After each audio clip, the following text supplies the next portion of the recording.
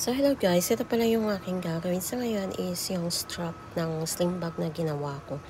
So ayan, dito na lang ako mag-video. Ayan, slip stitch po tayo dito. And then chain po ng 2.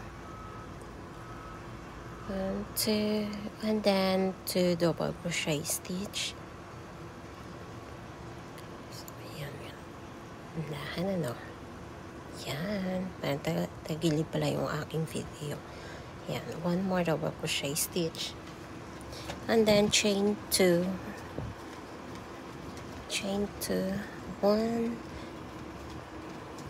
2, 2 chain, and then 3 double crochet stitch pa rin. Ayan, o diba? Ang ganda. Ang ganda ng bag strap. Ayan, o diba? Sensya na muna sa aking video kasi sa gilid pala yung aking foam. Yan, adjust tayo konti. Ayan. O, diba? Ganyan na siya. Ang ganda niya tingnan, guys.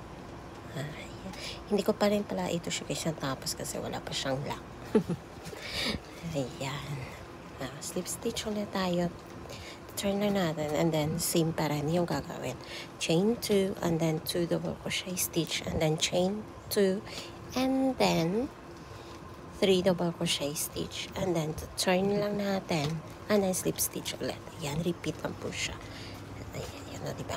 Easy lang. So, easy lang siya pero ang ganda ng outcome. Ayan, o, diba? Chain 2 and then double crochet stitch ulit ng 2. Malapit na tapos itong bag strap na ginawa ko para sa sling bag. Ayan. Yung lock na lang or cover ng sling bag yung kulang, guys. Yan, kasi gusto ko kasi gagawin ng parang flower yung cover.